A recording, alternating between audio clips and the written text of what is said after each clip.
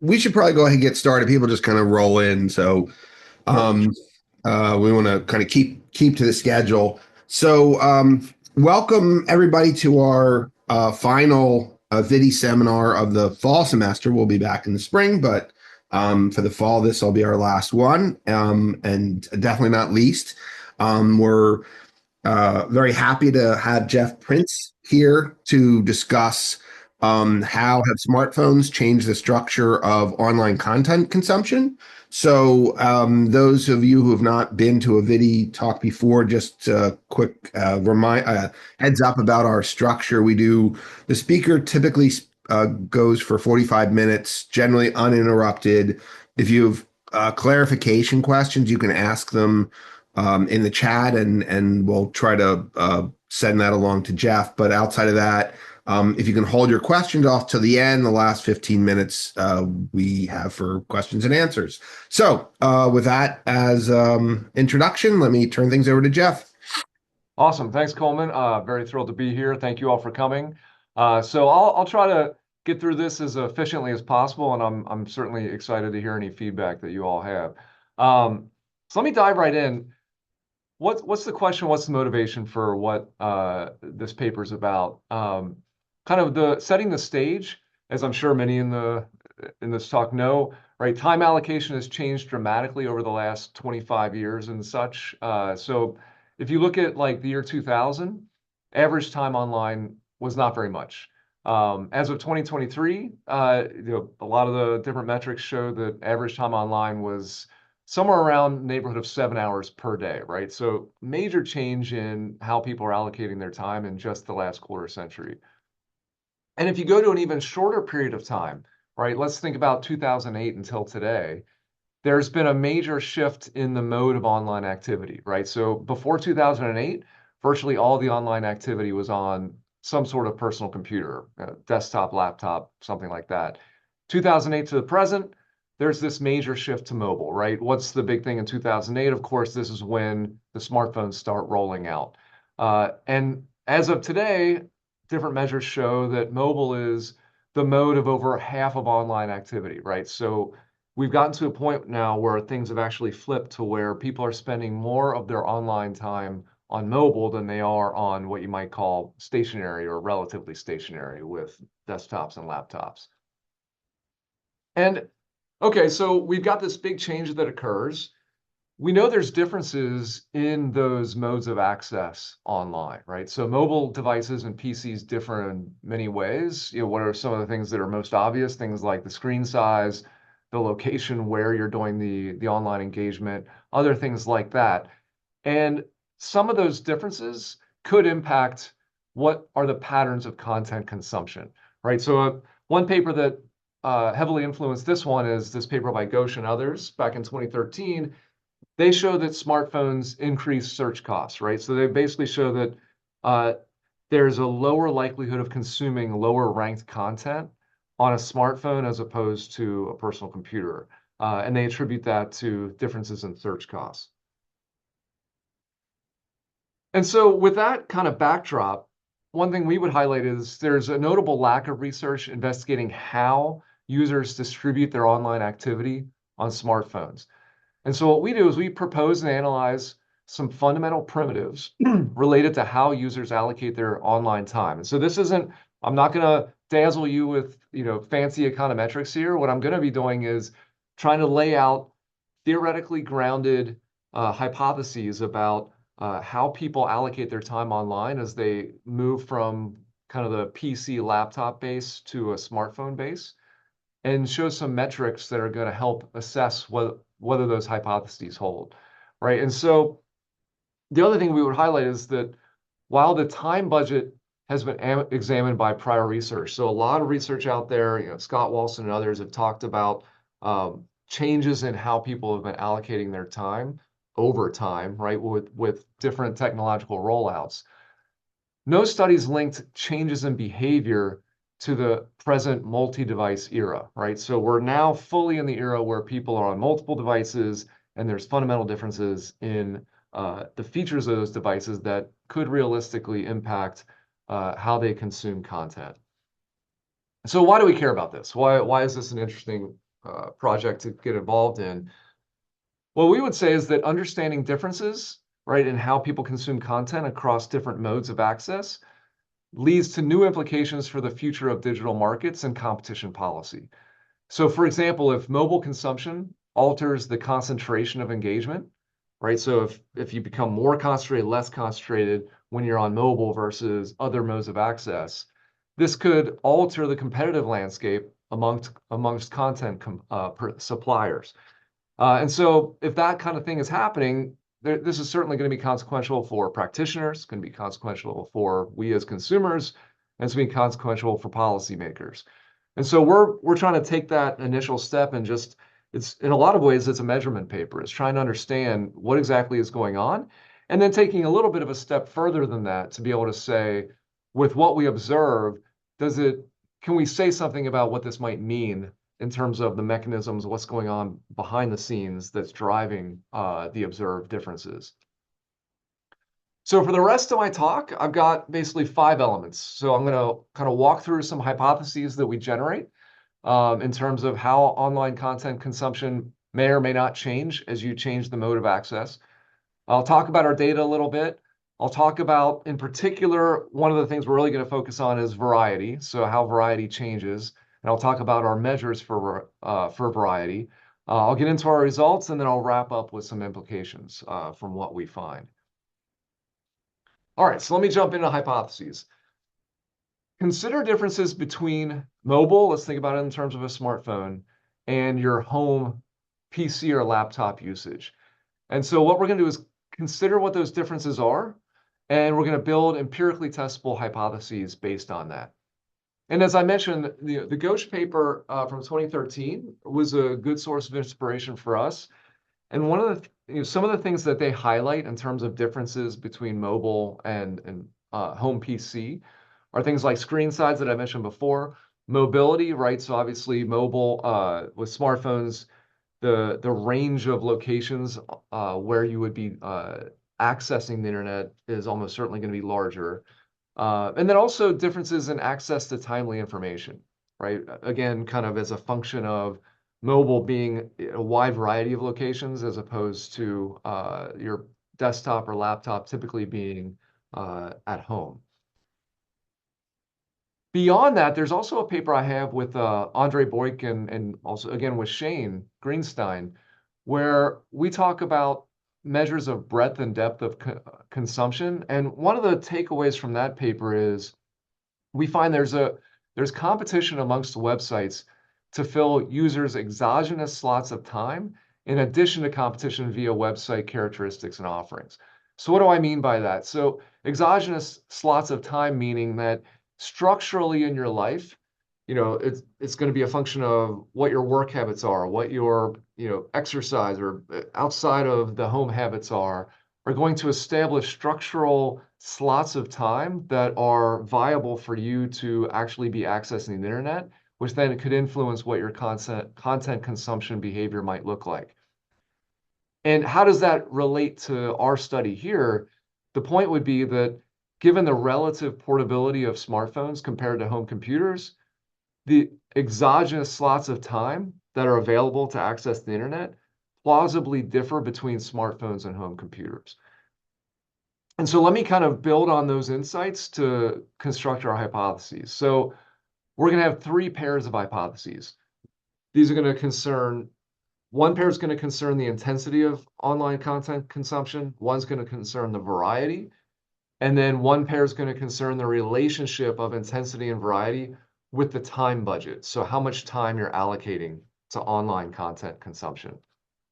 So let me dive into these pairs, right? So first, with regard to intensity, we've got our first hypothesis thinking about intensity across devices, right? So the hypothesis is that smartphone online content consumption is lower in intensity than that of home computers. And this really grows out of this idea that if you have greater portability with smartphones, you're likely going to have a greater number, but potentially shorter number of exogenous slots of time that are available to you to access the internet. The second element to this is the intensity of online content consumption on home computers remained unchanged despite being surpassed in volume by smartphone consumption. This grows out of the paper I mentioned before with Andre and Shane, where in that paper we find remarkable stability in home consumption patterns between 2008 and 2013. This is really an extension of that idea to see, are we seeing that stability continue into a period where now the mobile device has become the dominant form of access, which definitely was not the case back in 2013. So that's our pair with intensity. Now let's think about variety. These are going to have a similar flavor. So now we're going to propose that the variety of smartphone online content consumption is lower than that of home computers. This comes into this idea, this is building off the Ghosh et al. Paper with regard to search costs. So as search costs make visits to additional sites less attractive, they could ultimately reduce the range of sites that a consumer visits. And so if you believe that search costs are higher on the smartphone than on the home computer, then that might generate the prediction that we've generated here. And then again, building on my paper with Andre and Shane, the second version of this is applying to variety what I just said with intensity. So the variety of online content consumed on home computers remained unchanged despite being surpassed in volume by smartphone consumption. So again, is this idea of great stability in home consumption, even with the onset of mobile that we found for 2013, does that extend further into the future to a world where now mobile has become the more utilized method of access? And then my last bit is going to pertain to, oh, sorry, I should have just had variety on the top for the header here. So this is with regard to variety, how it relates to your time budget. So how much time is being allocated online? How does variety change with that? So if you're allocating more and more time online, does your variety increase or decrease? And so there's some insights from prior work on things like food and other commodities that suggest that with more time allocated online, so if you increase your budget, for those applications, we're thinking about an income budget. Here, I'm talking about a time budget. But that prior work shows that your variety of consumption increases with the income budget. So the natural extension of that would be to say if your time budget increases, your variety of consumption would increase as well. Of course, it's not obvious that those insights from food and other commodities would extend here. For one reason would be that the time consumption that we're talking about, the time budget that we're talking about, is very clearly endogenously chosen here, right? You're choosing how much time you want to spend online. And so, as your choice becomes a larger number, is it necessarily the case that the increased variety we found in these other settings would also apply here? And then the last thing is, again, building on this idea that smartphones may have higher search costs than home PCs and laptops. The prediction that comes out of that would be that the rate of increase. So if it's the case, right, or let's take for granted for simplicity that variety increases as the time budget increases.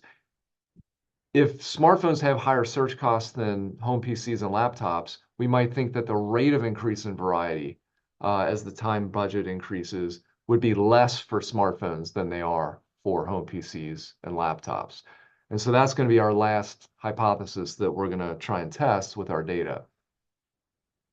All right, so let me get into what do our data look like. For limited time, I'll really get to the kind of essentials of the data. What we have is three separate, these are non-panel ComScore data sets. They're highly granular data on online activity. We have two data sets that are covering home computer use, one from 2008, another from 2019. And then we have one data set that's covering mobile use. This one is coming from 2019. And just to give a sense of kind of what we're trying to look at here with these three data sets, we've got this earlier home PC data set from 2008. There's not any real, particularly realistic mobile data set from that time because it was all almost entirely on the home PC or laptop. And then we've got these two 2019 data sets, right? So these are now laterally differentiated between home and mobile. And in a sense, what we're going to be doing is thinking about how the home PC consumption changes from 2008 to 2019. So in some sense, an apples to apples in terms of the mode of access. And then we've got this apples to apples in terms of time where we're comparing home and mobile. But one thing we can't do particularly well is think about the total consumption by an entity, let's say a household or a user in 2008 versus 2019, because the home and mobile data sets that we have in 2019, those are not the same household. So I can't just kind of combine those two in a very satisfying way to be able to say, here's what a given entity's total consumption looks like across both. And so we're more kind of thinking about this lateral comparison between home and mobile, and then this vertical comparison between home PC 2008 and home PC 2019. So a little bit more details on the data. We focus on 3 months. So thinking about the home device data. So this is the '08 and 19 home PC data. We're going to focus on 3 months. This is simply to align with mobile. We actually have a little bit more data than that for the home device consumption. But as I'm going to explain in a minute, we only have 3 months for the mobile. So we look at the March, April, May for both of those years. And the information that we have are what are the sites that are visited on the machine, which encompass any kind of apps or mobile device sites. This, again, looking forward to overlapping with the mobile data set. But these are largely going to be websites on the home. The amount of time spent at each site in minutes, measured in minutes. And we have some demographic information. We have some income information, household size, age of the head of household, indicator for the presence of children. For the mobile device, as I said, for that, we only were able to get 3 months of data from 2019, March, April, May. The information that we have there is, again, quite similar. Here we also have the operating system, so we know whether it's an iOS or an Android operating system. We have the names of the sites or the apps that are visited where the content's being consumed. We have the amount of time spent at each site in minutes. And then again, we've got demographic information. So we got income, age, we have household size, whether the user has children. So good overlap in some of the demographics that we have across the different data sets. So now, after a bit of basic data cleaning, what do we have? For the home PC data set, we've got over 28 million sessions that we can observe, a session being, you go to a website for a certain amount of time, from beginning to end of that visit to that website, that would be a session at that website. For 2008, we have 32,000 plus households. For 2019, we've got over 24 million sessions, over 34,000 households. And then for mobile, we've got over 13 million sessions and almost 6,000 different users. All right, so I guess the one thing I'll also highlight with data is we look at things on a weekly basis. And so for these 3 months, we focus on the first 4 weeks of each month. So we do trim off the ends of the month just to kind of keep things apples to apples in terms of week to week to week in the measures. So effectively, then that gives us 12 separate weeks of data for all 3 data sets that we'll be able to utilize and will be the basis of the analysis that I'll show you later. All right. As you saw with the hypotheses, they're very heavily focused on variety, although there is some focus on intensity.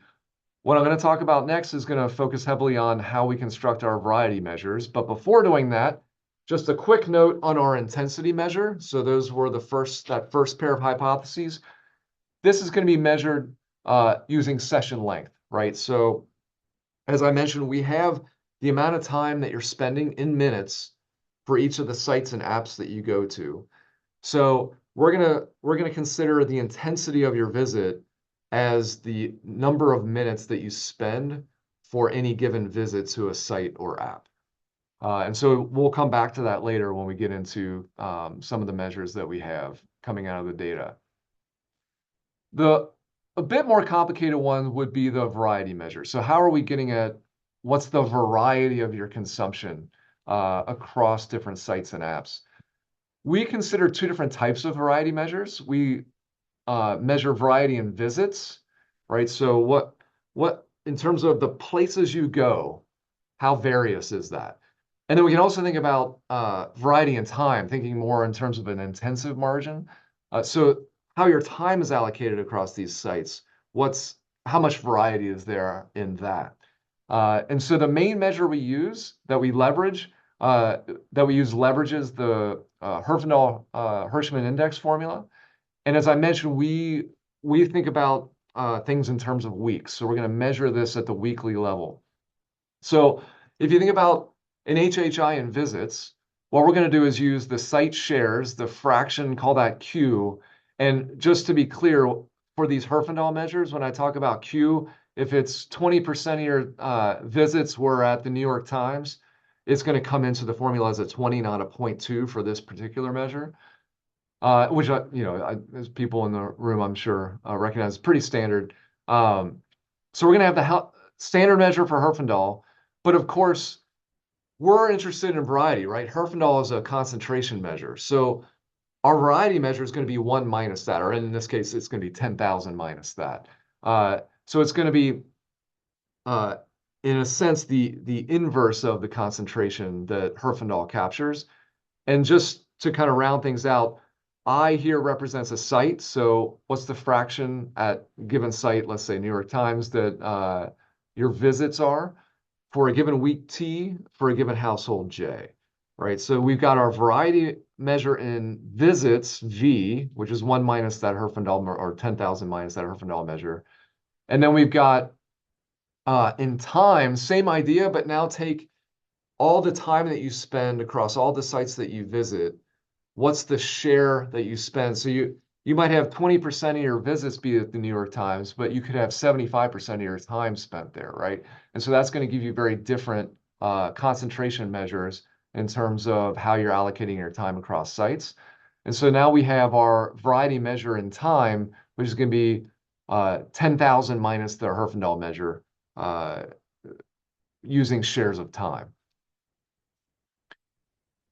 So now what's the difference between these two in terms of variety in visits, variety in time? Where are those differences coming from? These are going to be coming from heterogeneity in the intensive margin across visited sites. For example, if a household visits all sites for the exact same amount of time per visit, let's say 10 minutes for every site, the V and the H measure for that household is going to be the same for that week. So when are they going to be different? Well, roughly speaking, V, the variety in visits, will tend to be greater than the variety in time, H, if the count of visits across sites is more balanced than the amount of time spent across sites, and vice versa, right? So that previous example I gave with the New York Times, right? If you are visiting 5 different sites, New York Times being one of them, right? You might say, and you visit each of them 5 times a week, right? Then they each get a 20% share. It's going to look like a high variety across, in terms of your visit allocation. But if it's the case that those 5 visits to the New York Times are eating up 90% of the time that you spend online, then your concentration measure, variety measure, in terms of time is going to be much lower, right? It's going to look like you're very New York Times focused. And so you actually don't have a lot of variety in time, even though you might have what looks like significant variety across visits. And then the last one that's a little bit more complicated is thinking about the relationship between variety and your time budget, right? So, just how much we might write this out, right? Think about V and H, our variety in visits, our variety in time, and how they relate to the total amount of time that you spend online. So this is really just kind of the derivative of V with total time and the derivative of H with total time. Those derivatives are going to depend on the specifics of how additional time that you spend online is allocated. So if you're spending, 50 hours a week online, and now you've upped that to 60 hours, how are those additional 10 hours being allocated? the answer to that question is going to obviously affect what V prime and H prime look like. So for example, just to think through what are different ways that might play out, if additional time is spent at a new site for that week, so I'm spending 10 more hours online this week, and it's because I'm going to a new site. In that world, both V and H are going to increase, right? The variety in visits is going to go up, my variety in time is going to go up. If the additional time is an extension of a site visit, so I'm not going anywhere new, but I'm just going to a site that I've already visited, but I'm spending more time there. In that situation, the V is not going to change, right? So my variety in visits isn't going to change. I was already going to that site. I'm not adding new visits. But my H is going to increase if that site had a low share of the household's time, and it's going to decrease if it had a high share, right? And so, let's see, did I say that right? It's going to increase if that site had a low share of the household's time. Uh, I believe that is correct. So, and then the other one would be to think about if the additional time is spent as an additional visit to a site that already was visited that week. So I was already going to the New York Times, but now I'm going to visit that another time to the same place. Now both V and H are going to change depending on what their pre-existing share of the visits and the pre-existing share of time were. Before you added that additional time online. Let me just round out our variety measures. So a couple other things that we consider, right? Not everything has to be about Herfinell index. Another one we consider is an entropy measure. And so this, the classic formula for this is thinking about the share times the log of the share and taking the opposite of that. So now we're thinking about the shares in fraction form. So if your entropy is 0, it means you're spending all your time in the same place. If it's 1, it implies that your time is being uniformly distributed amongst all the sites. And then between 0 and 1 gives you some sense as to how, it's between those two endpoints. And then the last one we consider is taking 1 minus the fraction of time at the top 3 sites. So if you take all the places you visit, and then there's the top 3 in terms of visits or time, depending if you're doing V or H. I'll take 1 minus the fraction that's at that top 3. And that gives some sense. It's the inverse of how top heavy you are, right? So if you're spending all your time at the top 3 sites, then this measure is going to be 0. If your top 3 sites are a relatively small fraction of your total visits or total time, then this measure is going to be relatively large, indicating higher variety. All right. Let me get into results. So what are some of the things that we find then? For starters, let's think about intensity, right? So at a weekly level, right, what is the time being spent and the time per session in minutes across our 3 data sets? And a couple things hopefully stick out, right? If you look at, as I mentioned, we've got 12 weeks that we look at.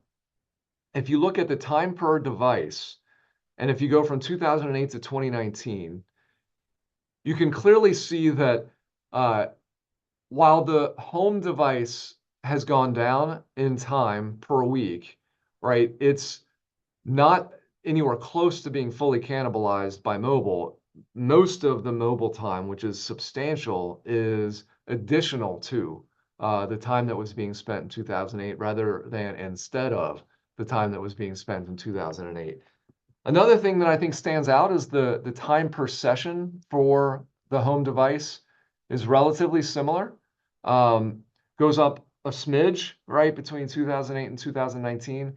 But then, of course, if you look at the mobile here on the far right, the time per session is a fraction of the time per session for the home devices, right? So one thing that could be going on here is that there's a little bit of compositional effects where mobile might be taking on a few of the shorter time span type sessions, which leaves relatively longer ones for the home device when you go from 2008 and 2019. But to the extent that that's occurring, it doesn't seem to be to a great extent, right? Because there's not a big difference in the time per session. And if you look at the densities of the session counts, by session lengths, right? So what fraction, how often are you engaging in short versus longer sessions? You can clearly see that for mobile, there's this much greater concentration amongst these much shorter sessions, right, compared to home. You still have, relatively more shorter sessions across all the possibilities for the home device. But compared to mobile clearly exceeds it by quite a bit. So if you come back to our hypotheses, what is that telling us? Well, first one, that smartphone online content consumption is lower in intensity than that of home computers. That seems to play out. The intensity of online content consumption on home computers being unchanged, that seems largely to be true. It might have gone up just a little bit, but it seems to be largely true, consistent again with the prior work that I have with Andre and Shane, finding this remarkable stability in home consumption, even with the advent of significant mobile consumption. Now let's get into our variety metrics. If you look at for our different visits and time variety metrics across our 3 data sets, what do we find? We find that for home, there seems to be a little bit of a reduction in the average variety, but not particularly much. Depending on the measure, you might be able to convince me there's something there, but not particularly much. The other thing is, if you go now to the bottom row with mobile, there's not that much of a difference there, right? I think especially you look at 2019 mobile versus home, those measures are quite similar. In some cases, we actually see a little bit of a higher variety for mobile, but certainly not across the board by a significant measure. And so if you come back to our hypotheses, right, what we're finding is that first one doesn't seem to hold up, right? It doesn't seem that there's lower variety on mobile than there is on home computers. If anything, they seem to be on average pretty similar, maybe slightly higher for some measures for mobile. And then the variety of online content consumption in terms of it being stable for the home device from 2008 to 2019, I put a small check mark there. I think there does seem to be a little bit of a change going on, but still, pretty comparable across the two. So I'd say it's slight but not particularly strong support for that hypothesis. And then here's the one where I think this one is what I find to be the most interesting. So how does variety change with total time? This one is consistent with some of the prior literature I mentioned with commodities like food, right? So what is this showing? As your total time online goes up, right, we see the variety of your consumption across all of the measures that we do go up across all 3 data sets, right? So those are the green results, right? On all the cases, it's going up. And if you look at the mobile results, so look at the 3 green numbers on the far right and compare the magnitude of those numbers to the other collections for the 2 home data sets. Notice that those are substantially smaller, right? They're about half the size in terms of the strength of the relationship. If you go back to that third pair of hypotheses, what is that telling us? We see that the variety of online content consumption increases with total time for both smartphones and home computers, right? So all those things were strongly positive, but the relationship was weaker for mobile than it was for home, right? Substantially, about half as strong. So to the extent that there might be some role for differences in search costs, for example, it might be the case that, as you're spending more time on mobile, you're less inclined to branch out and visit new places as opposed to if you're spending more time on your home device. That's with regard to visits. And here's where I think the particularly interesting results come in. What if we think about variety in time? right? So now again, what's the relationship between the total amount of time I'm spending online in a given week and then my variety of consumption in time? Here we find what I think is something particularly interesting. The whole thing flips with mobile as opposed to the home device. So for the home device, it looks just like before with what I found with visits, right? More time online, the variety in your time consumption goes up for all our measures unequivocally. If you now go to mobile, if I spend more time on mobile, my variety in time actually goes down, right? And significantly. Um, and so, and with like non-trivial magnitudes, right? They're almost the mirror image of the magnitudes that we're finding for the positive results for the home device. So what does that mean with regards to our hypotheses? Well, the variety increasing with the time budget, that does seem to still hold for the home device when you're talking about variety and time, but now it absolutely does not hold with regard to the mobile device. But the difference is in the magnitude, right? In terms of uh, how variety increases as a function of total time budget, uh, that it would be less with smartphones than with home. That actually still holds up. It just holds up even more dramatically because it's to the extent that the sign actually flips. So it's not just that it's less, it's actually so much less that it actually turns negative for the mobile device as opposed to the home device. So what are these results telling us? In a sense, it's saying that variety is a normal good, right? In time and in visits for our personal computers and in visits for smartphones, but not in time for smartphones. Variety in time is an inferior good for smartphones, right? As we have more time that we're spending online, the variety in time is actually going down. And the difference suggests that there are decreasing returns to variety in time, at least for mobile devices, at a level that doesn't exist for personal computers. And so, okay, what might be going on here? So what could be driving what we're finding this kind of remarkable difference in terms of how the variety in time relates to the total time budgeted online? One possible explanation that we put forth is that for the smartphone, firms are take a more app-centered approach, right? So if you think about when you're engaging your smartphone, what do we typically have? We got all these app icons loaded on there, and we can navigate across them for our consumption.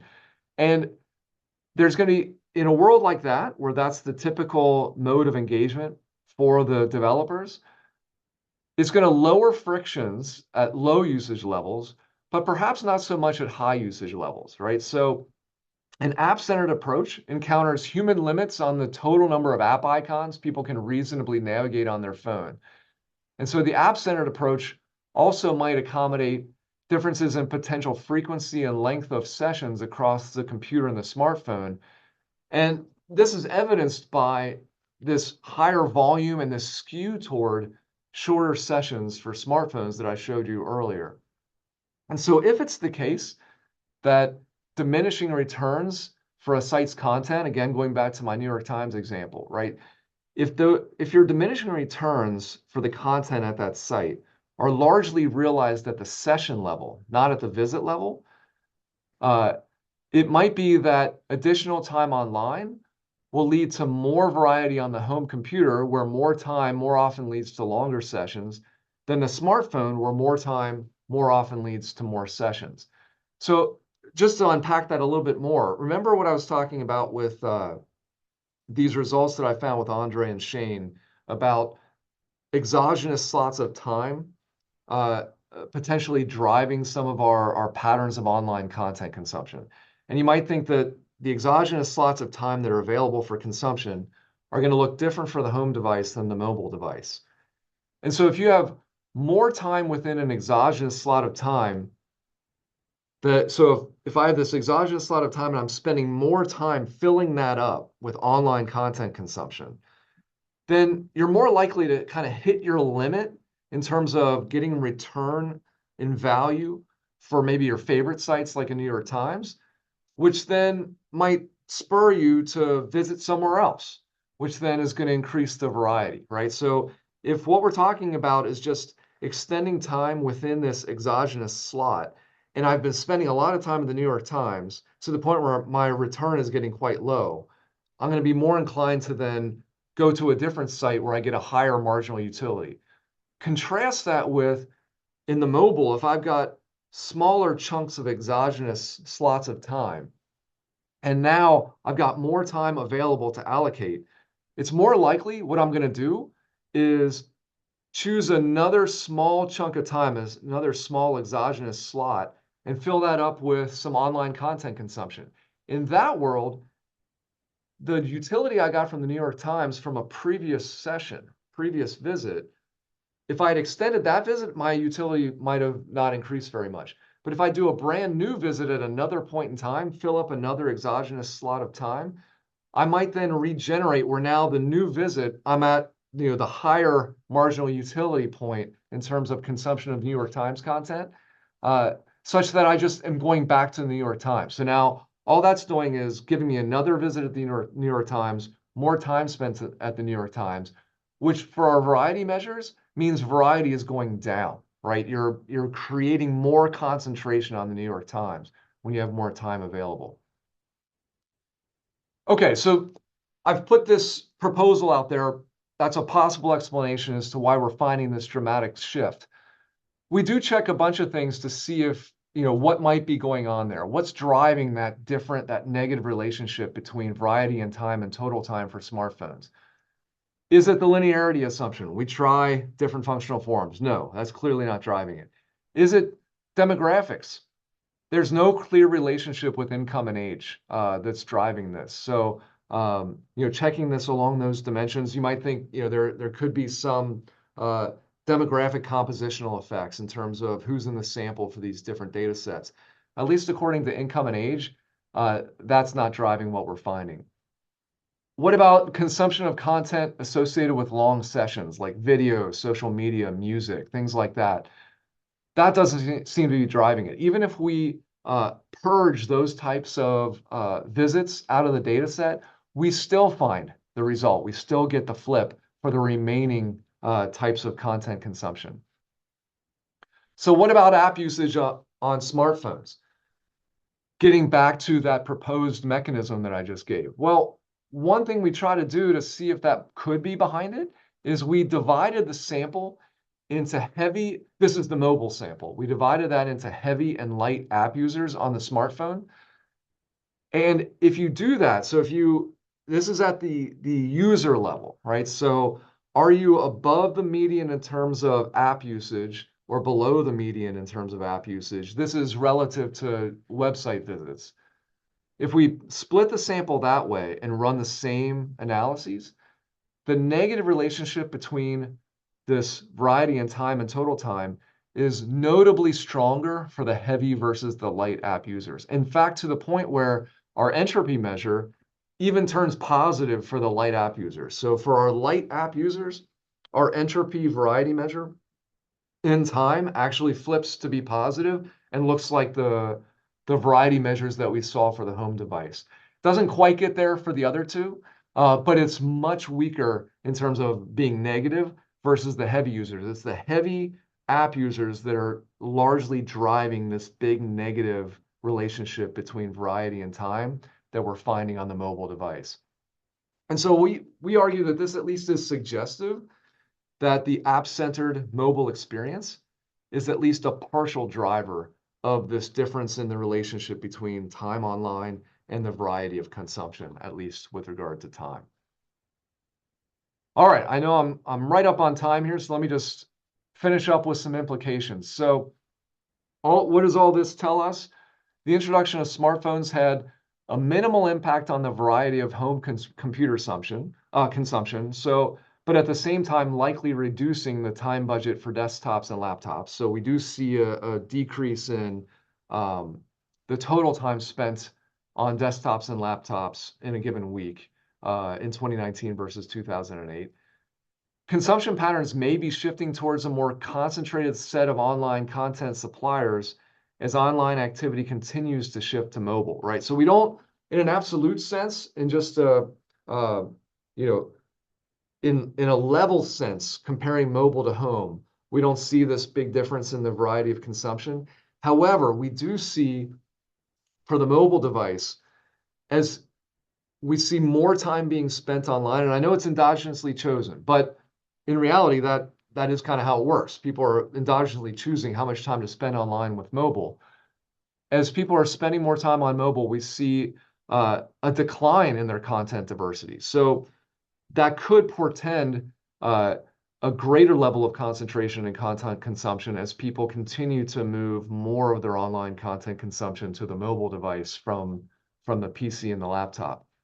And so over time, that change may lead to increased market share and potentially market power amongst leading content suppliers. So it's can't say that that's happened just yet, but that's a potential movement in the data down the road. All right, I think I'm right on time. I'm going to pause there and thank you for your attention. Great. Well, thanks, Jeff. That was super interesting. So I will open everything up to questions. If anyone has a question, um, you can just jump in, or yeah, probably just jumping in is the easiest. So, and if people are too shy to get started, I'll ask a quick question. My question is about a slightly different kind of variety metric, which is I'm wondering about whether you can exploit the dynamic nature of your data a little bit more. So, um, I'd like to know, is it the case that suppose there's some person who just like looks at five sites all the time on whatever platform. Is it the same five sites over time always, or do they start switching around? And I'd be curious what like I would so well not I don't know what this is based on, but I would think people on phones are a little more sticky to the five than and maybe through the apps or something. I'm not quite sure, but I think that would be. I mean, it would be work because you gotta track these things over week to week. But I think that would be pretty interesting to know whether it leads people to shift the kind like over time what they're looking at. No, I think that's a great point. I it, it's hard for me to give like a forecast on what that would show. Because in some respects it's at the heart of your question is kind of at what unit of time uh, do you kind of fully capture the range of the content that someone consumes, right? Because, for example, if it's at a daily level that I'm kind of that I go out and visit the stuff, do the things that I like to do online, then our weekly measure should capture a lot of what you're talking about. Because it would then show up, right? We'd be able to see the difference between someone that goes the same five sites every day, as opposed to someone that's mixing it up day to day to day, right? But I think it's perfectly reasonable to think that kind of the unit of time that maybe fully captures the range of what you do could be longer than a week, right? So then, like, I'd be curious to see if we stretched it out to 2 weeks, for example, would we then start to pick up these people that do the same thing every week, right? As opposed to other people that are more, scattered in the kinds of things that they consume. So I think that's a great point. It wouldn't even be that hard for us to check. And we got some ongoing work that we're really trying to think about content substitution patterns, right? So related to what you're talking about would be, the difference between someone, the five sites person might be very unwilling to substitute content across different, sites and apps, whereas the, person that's mixing it up every day or every week might be, might have a much greater willingness to substitute across different content providers. And so that's another thing that we're interested in trying to measure is kind of differences in people's willingness and observed willingness to substitute across different content.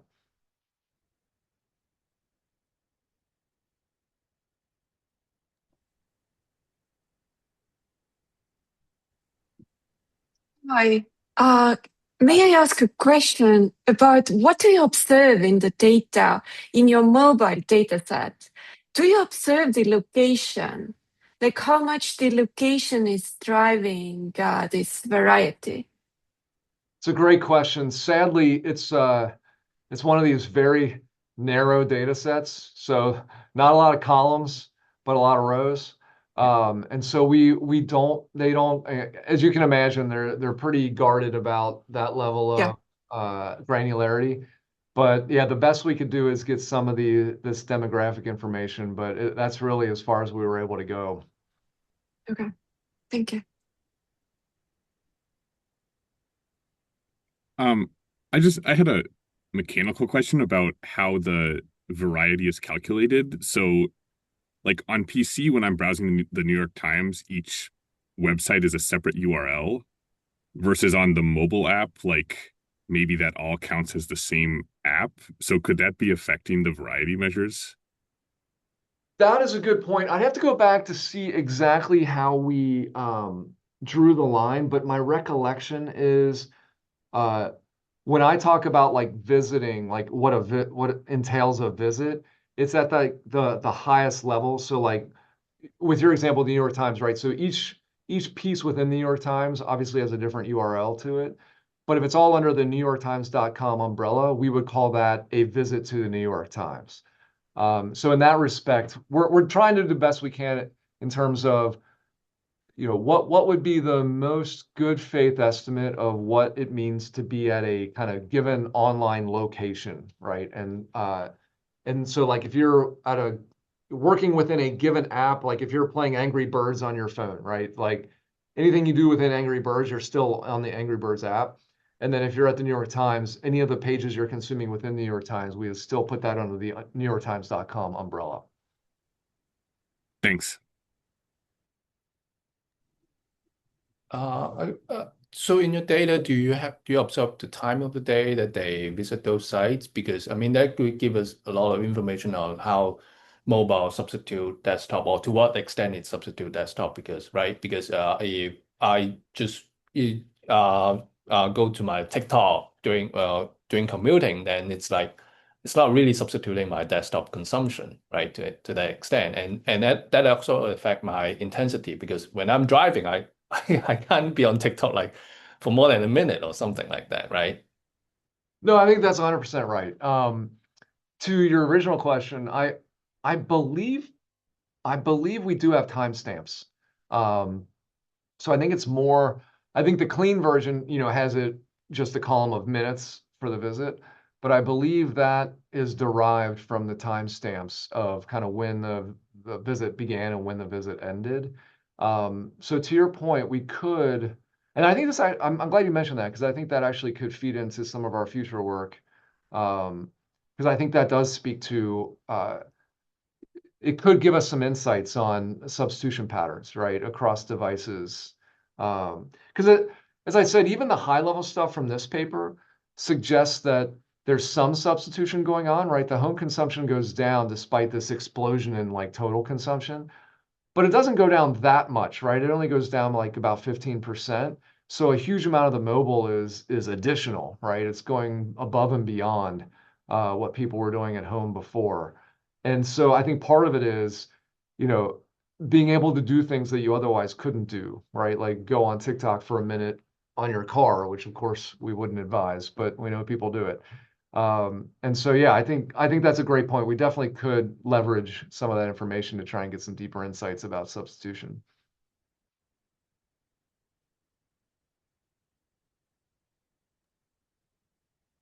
Well, I'll ask another quick question.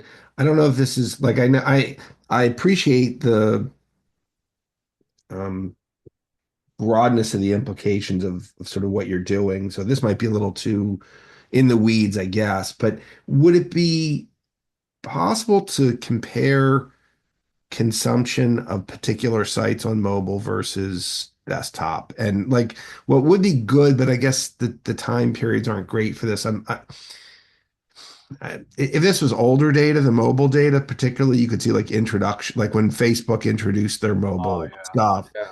Um, you know, and ironically, I think it's too early for it, but there was Yeah, maybe this wouldn't be good. I was thinking that Jeff Katzenberg had that weird app called Quibi or something. It was like the short, it was supposed to be this thing that sucked up your short minutes that you had on a phone. It was like short-term video. It was a complete Oh, disaster. It was like $1 billion down the tubes. But anyway, I think it came out in 2020, so that was the timing was a little strange for him. But anyway, I don't know if there's any like late mover site that like just was coming to mobile in like 2019, but my guess is it might be too late for that. that's a good point, though. I'm sure we could find some. There's so many, right? I'm sure we could find one. Yeah, I guess it would have to be a late mover that got some kind of traction, right? Like, so we actually see, so it shows up in our data set. I must admit, I'm struggling to come up with one off the top of my head, but I'd be shocked if we couldn't figure that out. Yeah, it's too bad. Like, ideally, if, as you pointed out, if we had earlier data, not only could we have more options, but we could just empirically assess it, right? I could see, does anything pop up non-trivially in 2019 as opposed to 2015, right? And then we'd be like, that clearly was something that got launched. Um, but unfortunately, we can't do it that way. So we'd have to go to maybe ChatGPT can give me some suggestions. But yeah, I think that would be an interesting thing to check out, and we definitely could do that. Um, Checking if there's any more comments, questions from folks. I mean, we're pretty much almost at time at the right now, but okay, I guess we're done. So thank you again, Jeff. This was awesome. This was like I love talks where I like learn a lot of basic facts that help me think about other things and put other things in context, both for other papers or things I'm already working on. So I really like this kind of work. Okay, well, thank you everybody also in the audience for coming in. We will have an email sent out, I don't know, some point in the next month or so about the spring seminar series for Vidi. So keep your eyes open for that email and have a good December and beginning of next year. And thanks again, Jeff. There was one comment about a paper. I don't know if you saw in the chat. Oh, Um, okay, I'll pull that up. oh yeah, Yeah, I can send it to you if you like. I saved the chat if you want. awesome. Yeah, that'd be great. Yeah, I'll do that. Okay, awesome. Well, thank you so much, and take care, everybody. I'll talk to everybody later. Okay, bye bye. Thank you. Thanks, Coleman. Thanks, Tommy.